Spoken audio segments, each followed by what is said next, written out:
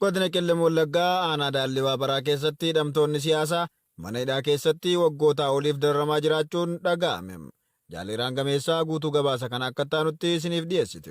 Waraanniif kaadiroonni sirnichaa uummata Oromoo Araddaa keessatti dhalatanii baroota dheeraaf jireenya isaanii geggeeffachaa turan keessatti yakka siyaasaa isaan hin qabne yakkuun murtii seeraa tokko malee manneen hidhaa galchanii baatiileef waggootaaf firaarsaa jiru. Akka kanaanis godina Qellem Wallaggaa aanaa Daallee Waabaraa keessatti hidhamtoonni siyaasaa maqaa waraana bilisummaa Oromoo waliin quunnamtii qabdu jedhuun yakkamuun yeroo dheeraaf hidhamanii jiran danuu akka ta'an jiraattonni dubbatu. Namoonni manneen hidhaa ganda duwwaa tokko keessatti hidhamanii jiran baay'inni isaanii dhibbaalu akka ta'us kan himamu yoo ta'u maqaan namoota muraasaa nu ga'ee Fiqiruu Amaluu Maammoo Amajji 8,2024 kan to'atame Caalii Magarsaa Lataa hojjetaa eegumsa buufata fayyaa Qaaqee Gurraandhala 2024 kan qabame Ittaanaa Tasfaa Fiixee Amajji 24,2024 akka qabametu himama. Bara 2023 keessa kan qabame Taarikuu kan jedhamu ammoo erga qabamee hidhamee waggaa guutuuf deemaa akka jirus dabaluun himan. Namoonni gochaa ammeenyaa gara jabummaan hawaasa irratti raawwachaa jiran bulchaa aanaa obbo Taarikuu Kibabuu fi itti gaafatamaa waajjira paartii badhaadhinaa qabbanaa ta'uu fi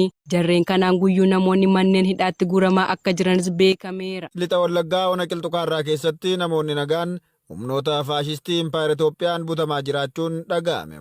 Jaalmoo Sabaa waan qindeeffate qabam. Oromiyaa keessatti maqaa qaamolee nageenyaan kanneen aangoo Impaayera Itoophiyaa of harkaa qaban dhalattoota Oromoo kutaalee Oromiyaa keessa jiraatan irratti hidhaa jumlaa gaggeessaa jiru. Murni Impaayera Itoophiyaa bulchu Bilxiginnaan Koloneel Abiyyi Ahmed uummata Oromoo eenyummaa isaanii irratti xiyyeeffachuun hidhuu fi dhabamsiisuu irratti xiyyeeffatee hojiilee farra namoomaa gochaa jira. Jibba sabummaa Oromoof qaban irratti hundaa'ee kutaalee Oromiyaa adda addaatti mul'isu itti fufuun dheengadda caamsaa 22 bara 2024 dargaggoota sadii kanneen maqaan isaanii Gammachiis Tasfaa, Yohaannis Gammachuu fi Boonaa Geetawuu jedhaman waraanni faashistii PP ona Qilxuu Kaarraa bulchiinsa magaalaa Qilxuu Kaarraa irraa sochii taasisan ganda Guyyoo Daallee bakka addaa Bataskaana Madaanii Aalemii jedhamu qabanii hidhuun barameera. Dargaggoonni waraana sirna PP'n qabaman kunneen yeroo ammaa bulchiinsa magaalaa Qilxuu Kaarraa keessatti manneen hidhaa keessatti hiraarfamaa akka jiranis jiraattonni arraata biyyoolessa Oromiyaatti himaniiru. Godina Bunnoo Beddelleetti barsiisota hidhuu fi hojiirra ari'uun jabaatee itti fufe.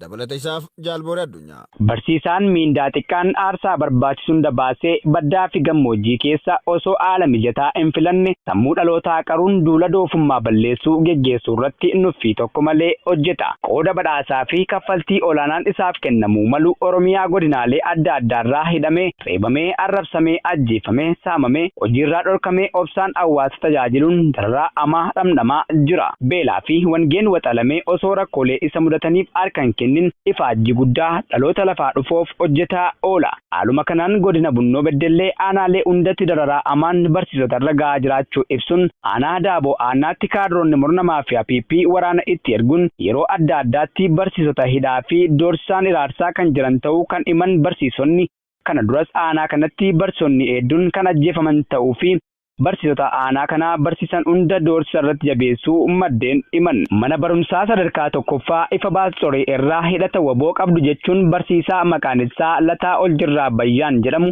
ji'oota 5 dura walgahii barsiisotaa jechuun waamanii hidhuun kan ibsan barsiisonni yaadanuuf qoodan barsiisaa Lataan deeggaraa qaama siyaasaa kamiyyuu kan hin taanee fi hojii baruu fi barsiisuu qofaa irratti bobba'ee jiraachuusaa namoonni itti dhiyeenyaan isa beekan himu.